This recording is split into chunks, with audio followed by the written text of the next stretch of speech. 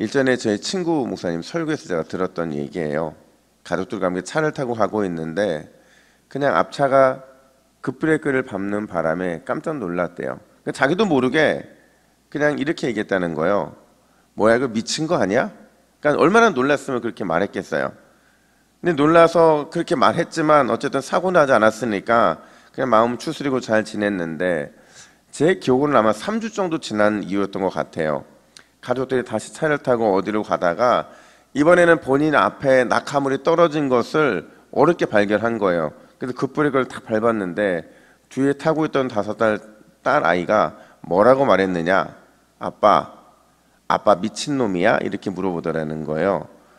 그랬더니 아빠가 너무 놀라가지고 너 그 말 어디서 배웠어? 그랬더니 그 딸이 하는 말이 아빠가 저번에 그랬잖아 이러는 거예요. 그러니까 급브레이크를 밟으면 그게 미친 거니까 이 아이는 그걸 기억하고 있다가 급브레이크를 밟는 아빠한테 뭐라고 했다고요? 미친 거 아니야? 이렇게 미친놈 아니냐 물어봤다는 거죠. 그러니까 그 말을 듣고 나서 그렇게 말 조심해야겠다는 생각을 하더라는 거예요. 여러분, 내로남불이라는 말이 있잖아요. 똑같은 행동을 평가하는데 나한테는 상당히 관대해요. 그런데 상대방에게는 굉장히 비판적으로 평가하는 이런 이중적인 태도를 우리는 내로남불이라고 말을 하는데, 여러분 성경을 우리가 접할 때 주의해야 될 게 있어요. 자, 여러분 성경은요 온갖 죄악을 저지른 다양한 죄인들에 대한 이야기잖아요. 그러니까 이걸 접할 때 우리는 절대로 그들에 대한 평가적으로 서면 안 된다는 거예요. 아, 이들은 참 죄인이구나, 이들은 어마어마한 죄인이구나, 이들은 참 대단한 죄를 지었구나, 이렇게 평가하는 것이 아니라 나도 죄인이라는 사실, 언제든지 나도 같은 죄를 지을 수 있다는 그 관점으로 성경을 대하면 그 속에 은혜가 있다는 거죠. 여러분, 우리가 월요일부터 유다의 가족사를 다루고 있잖아요.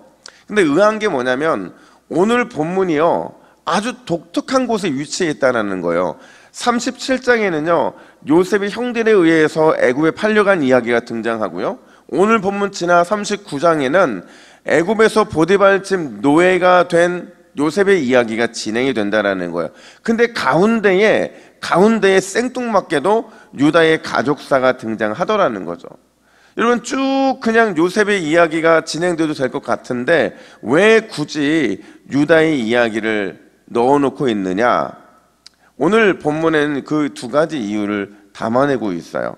먼저 우리가 생각해야 될 게 뭐냐면, 여러분 하나님은 부끄러움을 고백할 줄 아는 사람을 기뻐하신다라는 사실이죠. 여러분, 하나님을 생각할 때 우리는 늘 어떤 하나님이라고 고백을 하느냐? 은혜로우신 분이라고 말을 하죠. 날마다 죄인들에게 무한한 감당할 수 없는 은혜를 베풀어 주시기 때문에 우리는 하나님은 은혜로운 하나님이라고 말을 한다는 거예요. 근데 주님의 그 무한하고 감당할 수 없는 은혜에 대한 그 효과는 우리가 그 은혜를 어떻게 대하느냐에 따라 달라질 수 있다는 거예요. 어떻게 달라지느냐? 은혜를 받았음에도 불구하고, 감당할 수 없는 은혜 가운데 살아감에도 불구하고 그 은혜 앞에서 여전히 목이 뻣뻣하게 살아가는 사람, 그 사람은 은혜를 싸구려 은혜로 만들어버리고 만다는 거죠.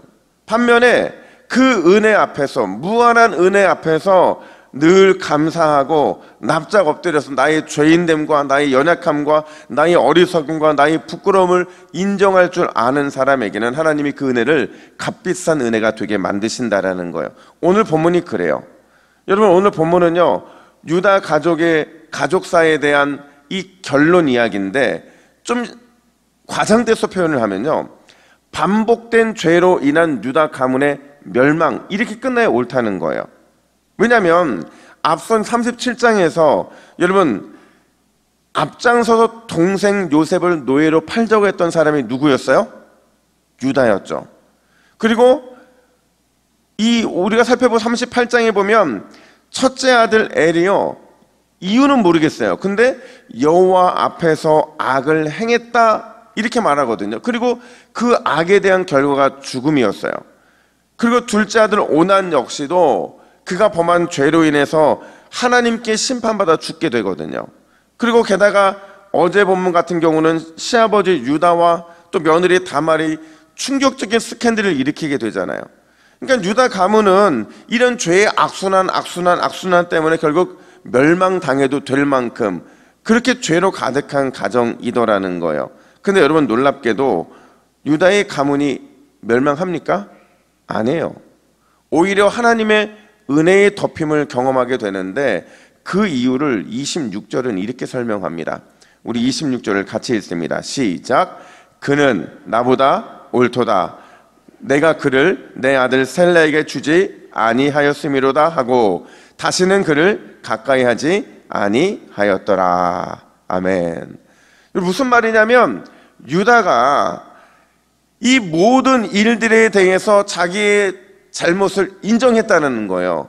그리고 자기가 그 모든 것들을 책임을 지고 며느리 다말은 잘못한 게 없다라는 것을 인정하고 있더라는 거죠. 그리고는 다시는 똑같은 잘못을 반복하지 않기로 결단하는 모습을 보이더라는 거예요. 철저하게 자기의 부끄러움을 인정할 줄 아는 사람이었고 하나님 베풀어 주시는 은혜를 구할 줄 아는 사람이 바로 유다였다라는 거예요. 여러분 우리가 신앙생활을 하다 보면 내 명예 때문에 또 내 자신의 자존심 때문에 나의 죄됨을 인정하는 것과 나의 실수와 연약함을 인정하는 것 참 꺼리는 것들이거든요.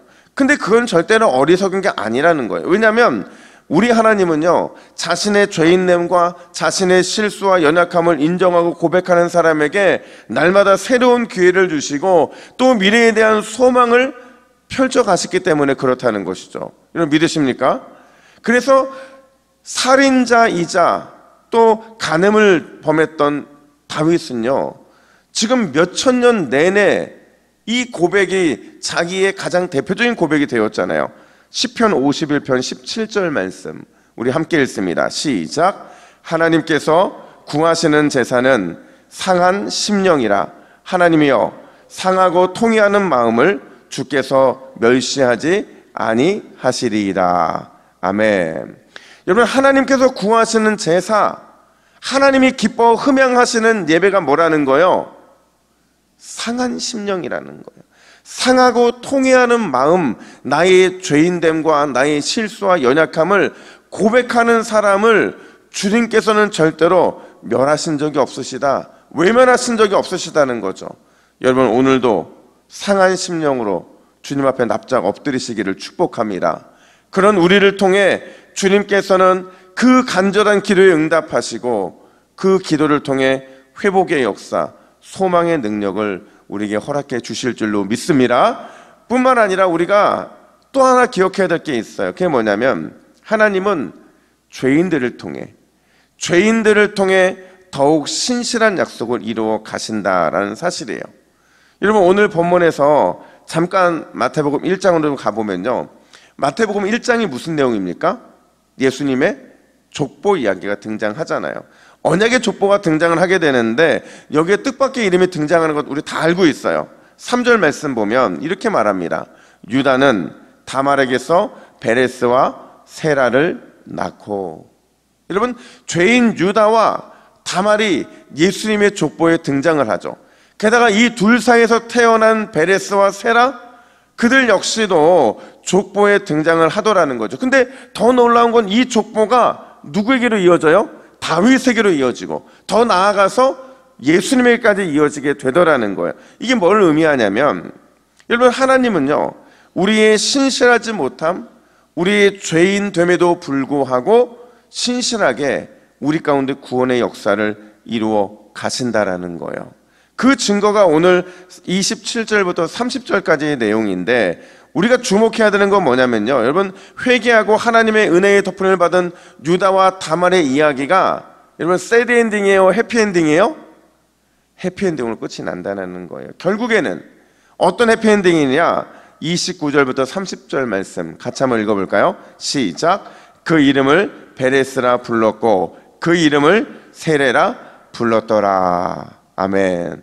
자 여러분, 제가 앞서도 말씀드린 것처럼 유다의 가문은 죄로 인해서 심판받아서 끝이 나야 되는 그런 가문이었어요. 특별히 이 가문의 대표적인 심판에 대한 것들이 아들들이 죽음을 통해 나타나는데 아들 몇이 죽습니까? 두 아들이 죽잖아요. 첫째와 둘째 아들이 죽게 되는데 하나님이 다시 다말을 통해서 아들 몇을 허락하세요? 둘을. 그러면 여러분 생각해 보세요. 첫째 아들 죽고 둘째 아들 죽었으면 유다 가문의 장자는 누가 돼야 돼요? 셋째 아들 셀라가 돼야 되는데 하나님이 베레스와 세레를 주시면서 그들을 언약의 족보에 실어주고 있더라는 거죠. 이게 뭘 의미하느냐?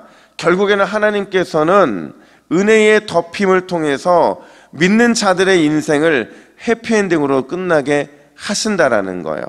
여러분 기억하세요. 구원의 역사는 저와 여러분들이 이루어가는 게 아니에요. 내가 특별한 공을 세워서 어떤 구원의 대단한 역사가 이루어지는 것이 아니라 구원의 역사는 누구 100%의 역사예요?